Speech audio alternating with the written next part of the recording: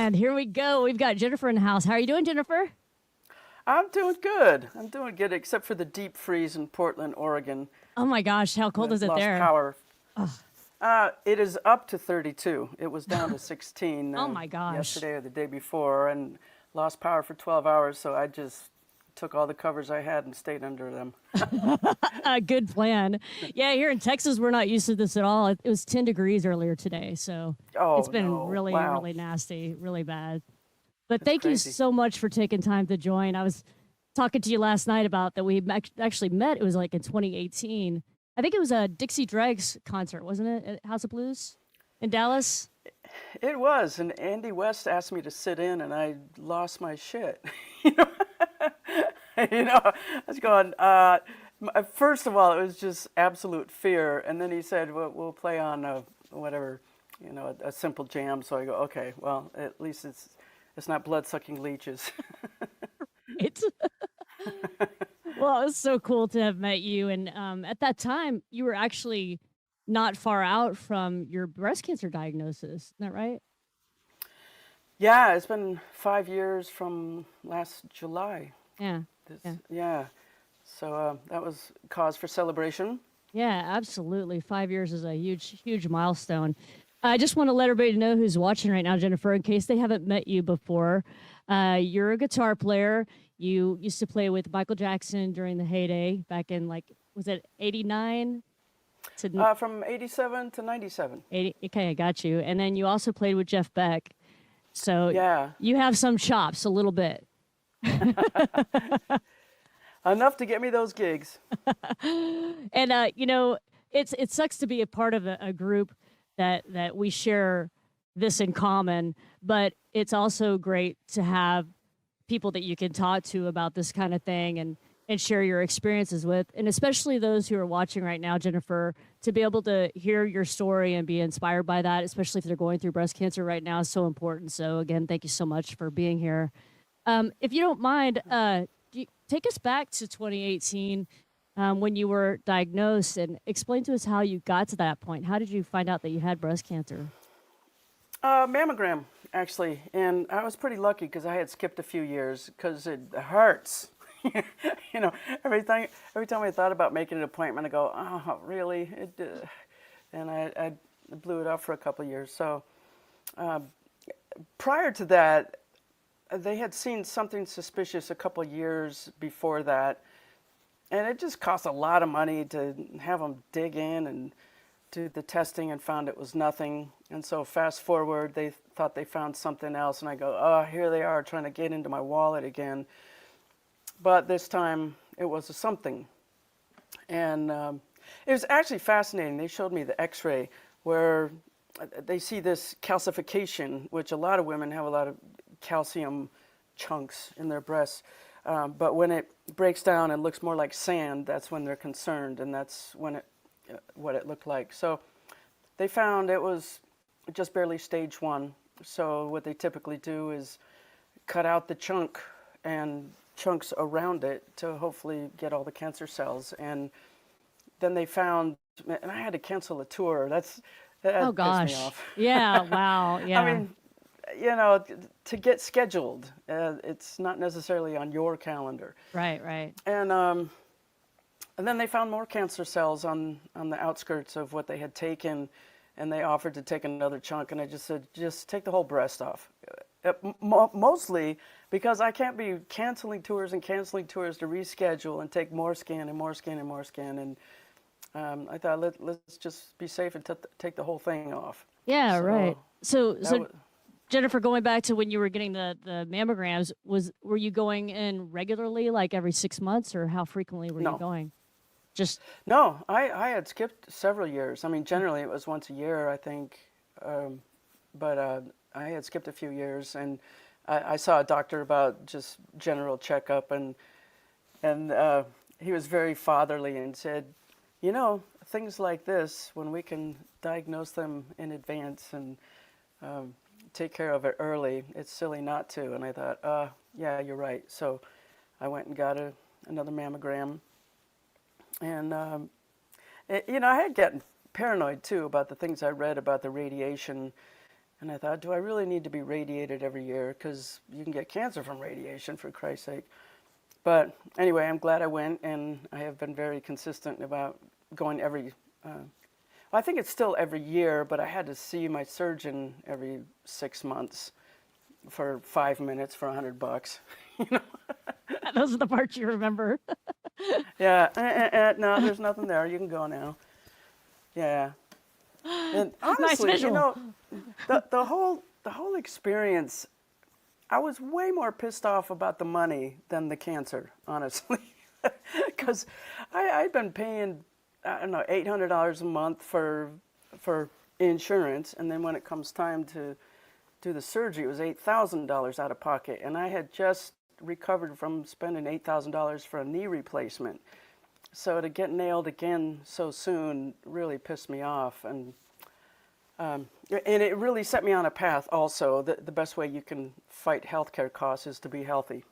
So I started really researching about cancer and lifestyle, and I had been pretty loose about my food, in partly because I travel so much, and it's not always convenient to get healthy food when you're on the road.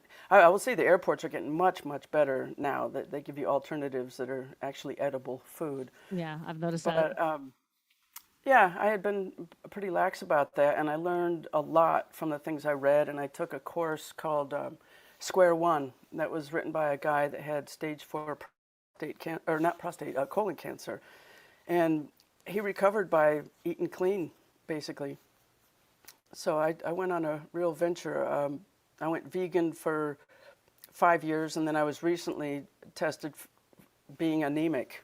So I go, Oh okay, wow. well, Here we go now. I Yeah. got to balance. And I Yeah. got used Yeah. to not eating meat. I don't, I grew up eating meat every day. That was the American pyramid. You must have dairy, you must have meat, and do all this stuff. And then fast forward, you find out that the food pyramid is sponsored by the dairy company and the meat company and the poultry companies. And I took a course years ago that showed us the Japanese pyramid. It's completely different. And before they started eating McDonald's, they were much healthier than we were. So it's been a very enlightening journey. You know who's somebody that I really am encouraged by as far as their eating habits that's touring a lot is like Phil Collins from Def Leppard. He's a vegetarian and he stays in such great shape. And Kenny Arnoff Yeah. also stays in amazing shape. And like you said, it can be hard when you're traveling that much, but it does definitely help with the healthcare costs if you're staying healthy for sure. Yeah, and I find so many people don't even know what vegan is, and they'll just give you a vegetarian menu because it has a V, So, Right.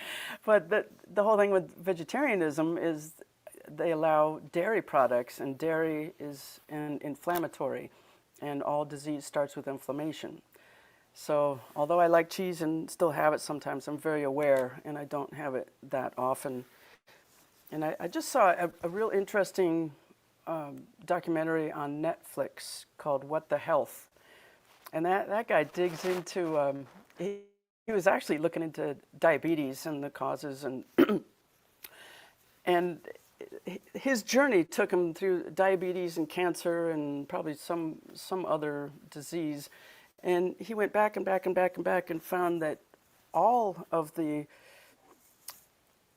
companies, like the American Cancer Society and Susan B. Komen and things like that, they're all sponsored by food that kills you. So it's like that was a mind blower. Yeah, yeah, I know what you're talking about, like where maybe there's like a fried chicken place or something that's sponsoring a breast cancer nonprofit or something like that, and I'm like, Yeah, it seems kind of a little bit backwards, doesn't it?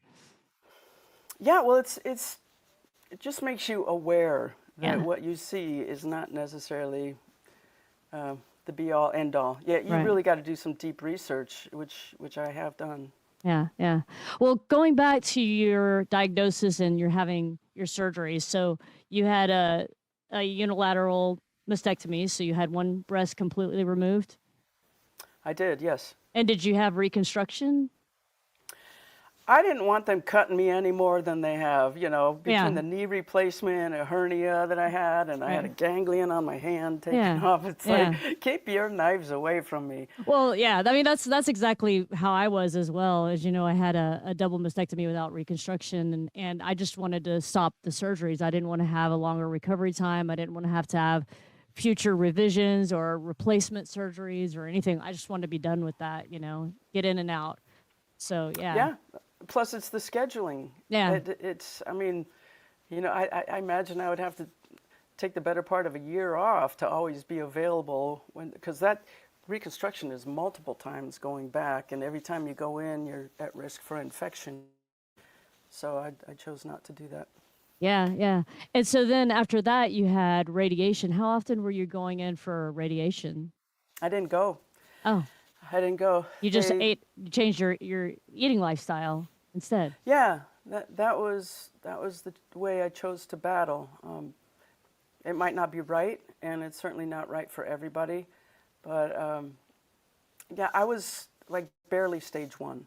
I might have made a different decision if I was 2, 3, or 4, and certainly 4, I probably would have. So no chemo, no radiation, just clean living. Wow. And that seems to have worked really well for you. And I'm sure you shared this with your doctors, and are they impressed with the outcome? You know what? My oncologist said, if you were my daughter, I would want you to do the radiation, but of all my patients, you're a top candidate to get away with not doing it, basically. And I said, see ya. I'm out. Yeah. I mean, yeah. that's really lucky to get out from having breast cancer and just having the surgery, not having radiation or chemo, and then just moving on like that. That's really really powerful. Yeah. I mean, it could bite me in the ass. We'll never know until, if Yeah. and when. Well, I mean, your But 5-year mark is a good one though, so yeah. I think you're looking really good. Have you noticed other changes in your health as a result of your eating lifestyle Yeah. changes? Like what other things have you noticed? I really notice if I do dairy, it makes me really phlegmy and the phlegm is a response to irritation and inflammation. So that hits me overnight. Like, oh, yep, I did cheese last night. Oh. Yep. And sugar's another thing that I would go through periods of eating a lot of sugar, but daily in coffee. And for the last 5 years, and maybe even more, I've gone to stevia. And a lot of people don't even know what it is. Thankfully, Starbucks has stevia now, but stevia is a natural plant. It comes in a lot of forms by a lot of companies, and a lot of companies put additives in it, so you really have to make sure you're getting the pure leaf. But I got used to that taste, and it's fine, and I feel a lot better not having processed sugar in my blood. Yeah, totally. And, another thing to point out to those that are watching right now is another big thing that can help lower your risk of getting any kind of cancer is a low fat diet. And like you're talking about dairy, and dairy is high in fat. And so having a low fat diet is also really good, you know? Yeah, and that Netflix series I saw, or the documentary, was talking about processed meats, which I rarely have anyway, but all the documentaries, you just go, oh my God, I can't do that anymore. And then you're out on the road and go, oh, I just ate that. I hope it Right. doesn't kill me. Yeah. So you kind of have to keep refreshing your brain because there's so much information in anything that you find online, you can find the opposite. So that's a frustrating thing. Yeah, it's very true. It's totally true. I have a couple of questions here from folks who are watching right now. Yep. We had a question come in, I believe it's from Mandy, and she wanted to know how old you were when you were diagnosed. Um, uh, can I do math backwards? It's not a requirement of a guitar player. Yeah, I count to 4 and start over. I think I was barely 61 or I was 60.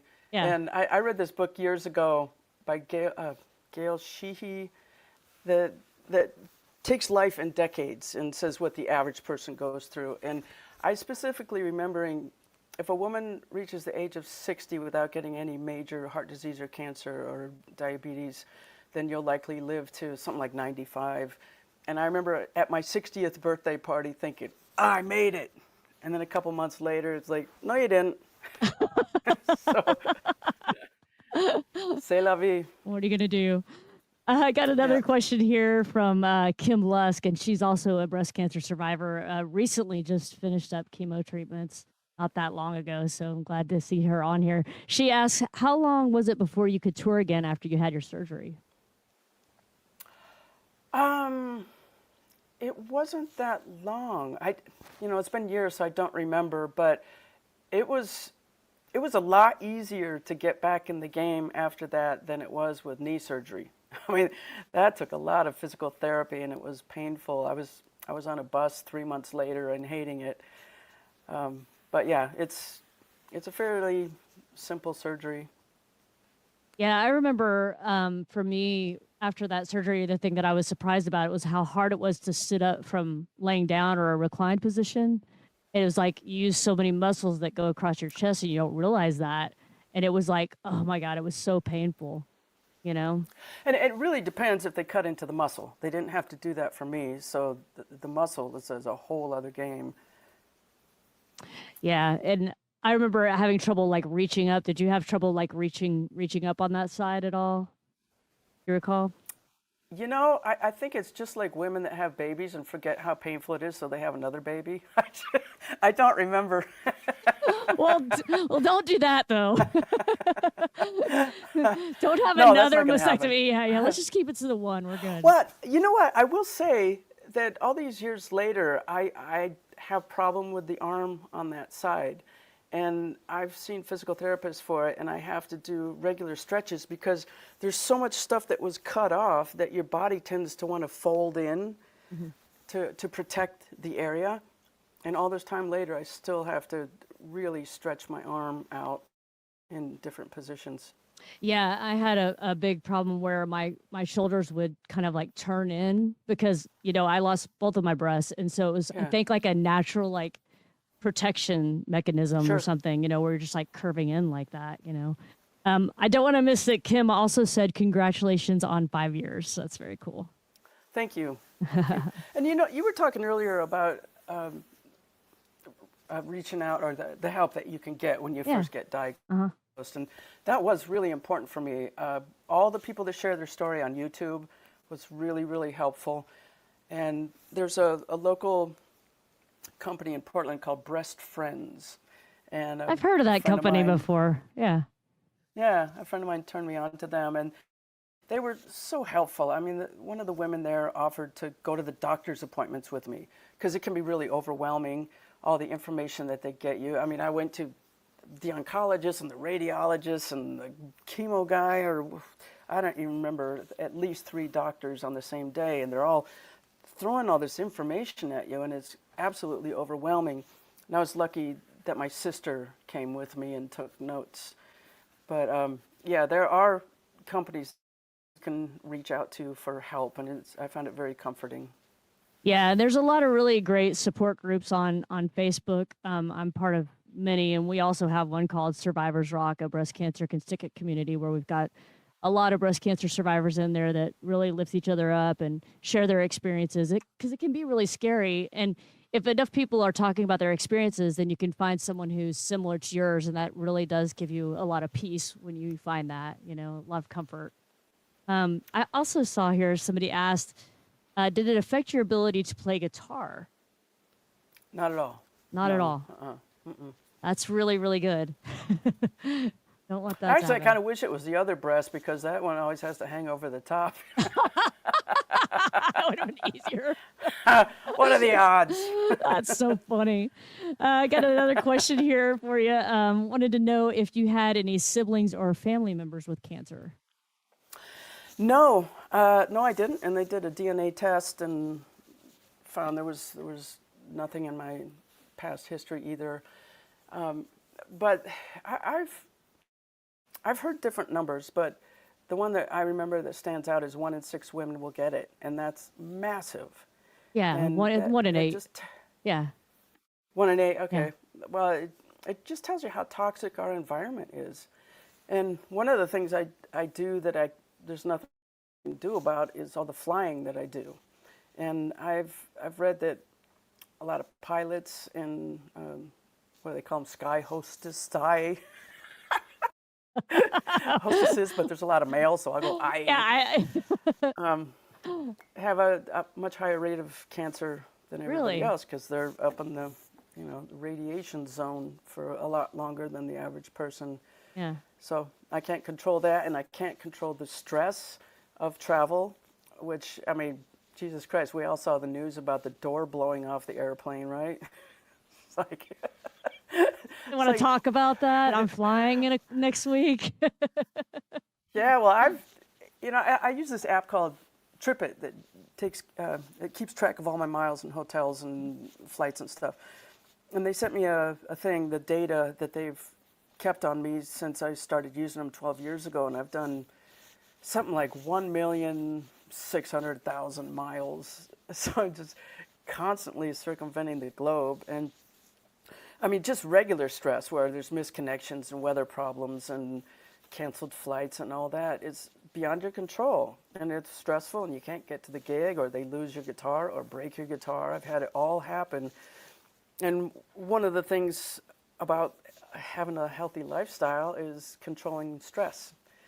So one of the things I do a lot is meditate.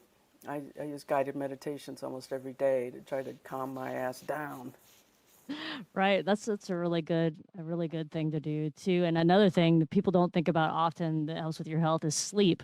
And sleep is so important, and that can be difficult too if you're traveling a lot or if you have like Yeah. tight schedules and whatnot. You know. So I feel you. Talking about the 1 in 8 women will get breast cancer at some point in their life.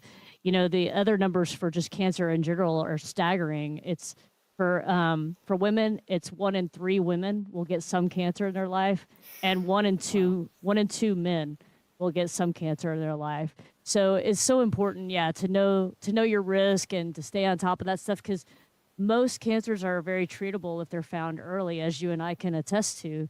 And especially nowadays, it's so much easier to treat or to combat than it used to be. But you have to be aware, and get to your doctors when you find anything strange that might be happening. I got somebody. Mandy is asking, does Jennifer now get regular mammograms?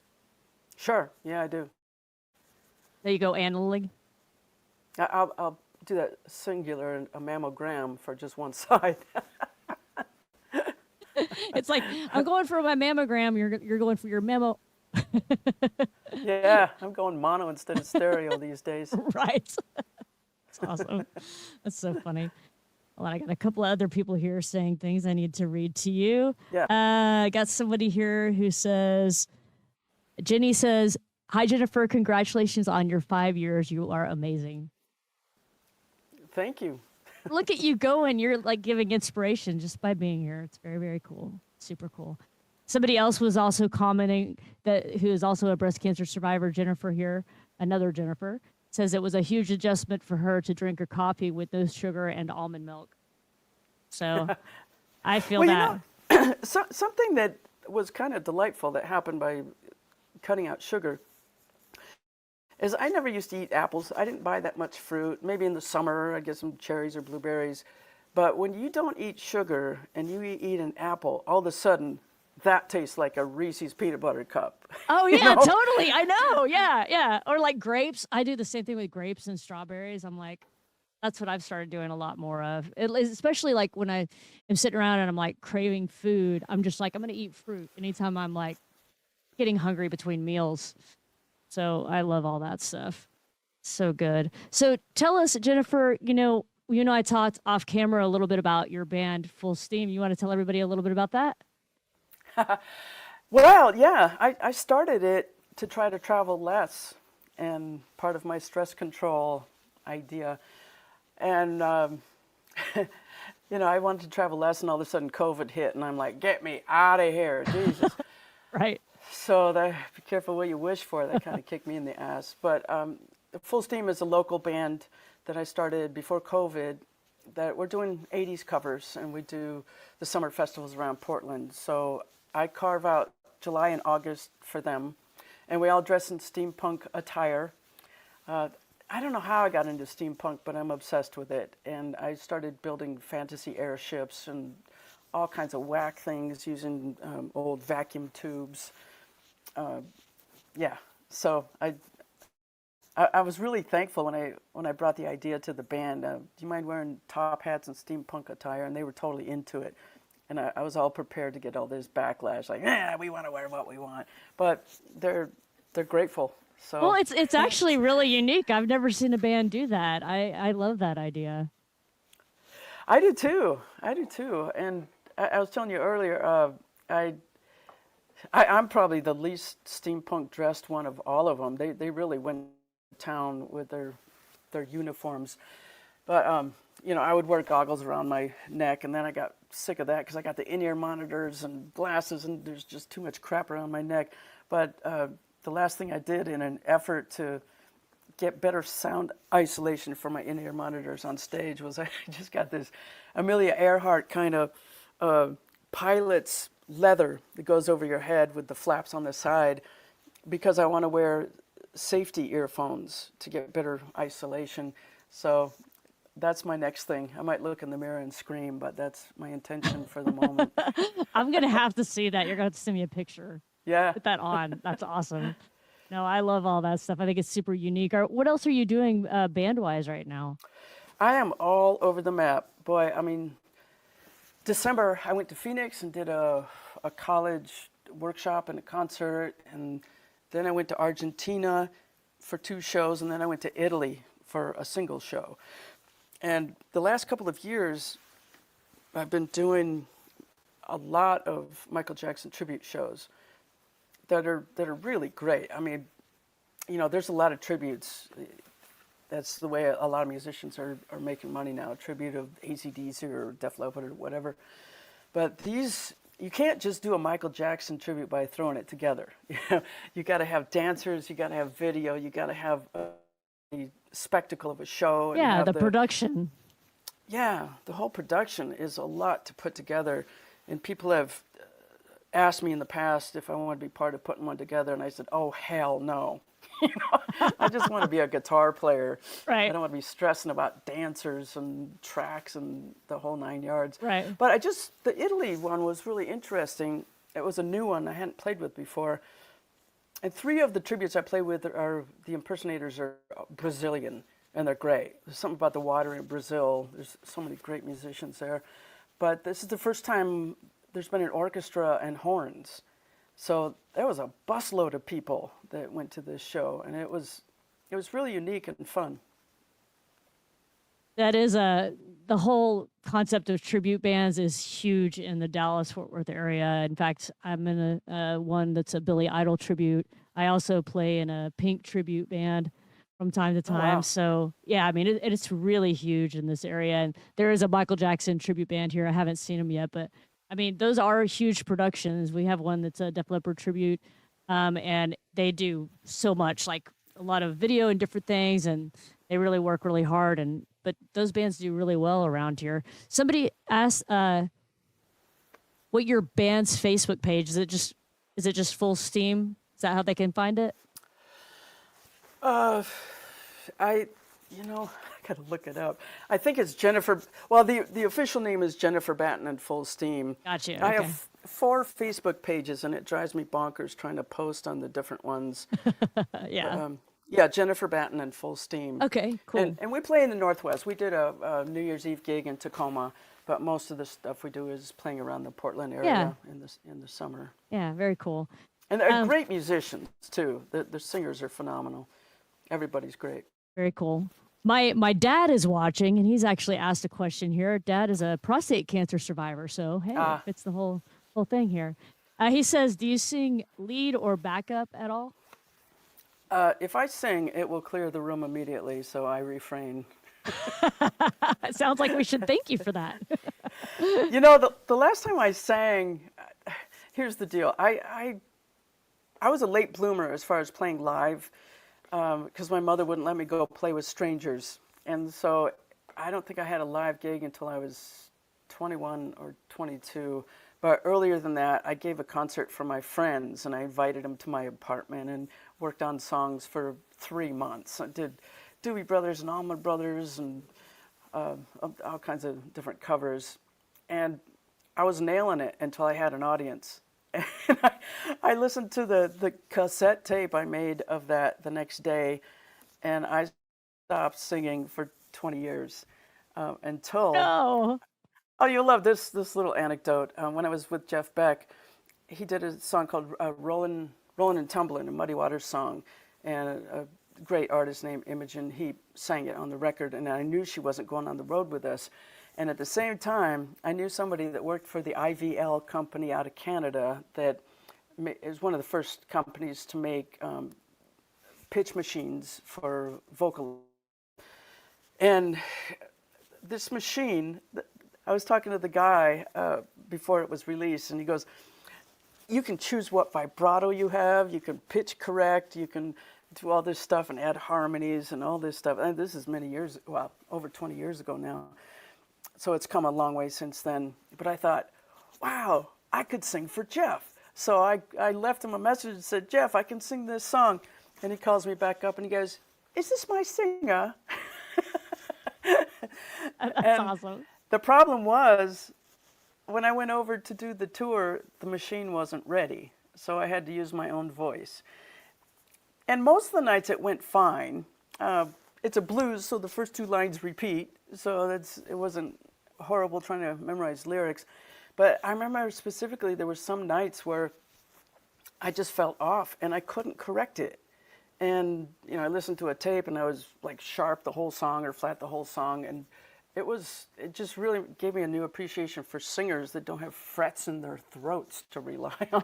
I know, right? It's just like they're open out there in the open field, and yeah, you could just go anywhere with your voice. It can be a little scary. So yeah, but those pitch correctors are pretty cool. Well, the thing is, I won't say my pitch was that bad, but there are other singers I've heard about where I talk to the sound guy and go, can't you just put a machine on that? And he goes, you have to be close enough to the pitch for it to be brought back Oops. in. So otherwise it's going to take it way the wrong direction. God. You might as well use tracks if you can't sing. But that was the last time I sang. I gave up on it. Yeah. Well, you mentioned earlier about your hearing, and as musicians, that's something that can be really tough, and I'm sure that has an effect on your ability to hit those notes, don't you think? Like where you felt like you were sharp the whole time? I'm trying to help you out here. I'm trying to help you out here. No, I think it was more a lack of talent than ear damage, although I do have that. Yeah, I feel you. All right, looks like we got a few more minutes here, and I got a good question here from Mandy. She wants to know, how did it come to be that you got the gig with Michael Jackson? Man, just great luck. I was in LA at the time, and I had been teaching at Musicians Institute, and they had a referral service for the last couple of years. And somebody from Michael's camp called up and said, can you send us 2 players? And I was one of the lucky ones that got a call. In fact, on my cassette answering machine, this is 1987, I came home to 3 messages. First was, I got a great audition for you. Call me back. And the next one is, this is serious. You really have to call me back as soon as you get this message. And the third message was, okay, I'll tell you. It's for Michael Jackson. Call me immediately. So I called, and I actually asked when the last possible time I could audition would be so I could stay home and really woodshed the tunes and be as prepared as possible. Right. It was probably 3 days later I went in, and all the songs they told me to learn, I didn't even play them. There was no band. It was just me and a video camera. So the only guidance I was given was to play some funky rhythm stuff. And so I did that, and I started soloing, and I ended with the Beat It solo because I had been playing that in a cover band for several years. So, 20 years after that, the person that was there videotaping for Michael got a hold of the videotape for a documentary and sent me the note that was inside of it, that Michael had made notes for everybody, and he put like 3 stars next to mine, and it said great. And I go, that is so cool to see that after all this time. No doubt. That is really cool. That's So, something to and the hold beat on it to. solo is something I gave up, God, 3 or 4 times before I got it. So perseverance bought me a house. Nice. Yeah. Well, I have one more question for you that I always ask breast cancer survivors, and I know that we talked about your diet and everything. There might be more though to that. Is for me when I went through breast cancer, a lot of good actually came from it. You know, these experiences, getting to help share stories and help other breast cancer survivors and those going through breast cancer, and just our whole foundation and being able to fund mammograms and all that. Can you tell me some other things that you felt were good that came from going through breast cancer? Yeah, I mean, it really makes you take a step back and look at your life and think about what's important in your life. Because part of you goes, well, I could die. So what does that even mean? And one of the things that I'm aware of is even though I had it and I had a breast remove, I don't identify with cancer. I don't. I don't put energy into that, and I'm just focused on music. I mean, it could bite me in the ass at some point, but there is the thought that what you think about magnifies. So, I'm sure everybody's had this thing where you get in a negative loop about something, and it's almost like it carves a ditch in your brain that you keep going over the same thing over and over and over. And I don't want to do that. I want to focus on health instead of sickness. Yeah, focus on living, right? Exactly, yeah. Yeah, yeah. Amen. Well, that is awesome, man. We filled up that time quick, girl. So Yeah, yeah. I'm so grateful you were able to join tonight, Jennifer, and provide inspiration to those watching and share your story. And it was really good to chat with you. It's been a hot minute. So it's so good to chat with you too. Yeah, and the Dregs are going back on tour. Go Oh, figure. sweet. I'll have to see if they're coming back into town again. Check them Yeah, out yeah. again. Very Well, thanks cool. for thinking of me. I appreciate Yeah, it. totally, Jennifer. Take care and you have a great night, okay? Okay, thanks. Bye. Bye. All right, everybody, give it up. That was Jennifer Batten joining us tonight. Guitar player from Michael Jackson, Jeff Beck, breast cancer survivor. Great story. And you know what I loved about her story is she was like, I'm going to get in and get out and get back to playing and living life. So very, very cool. Give it up.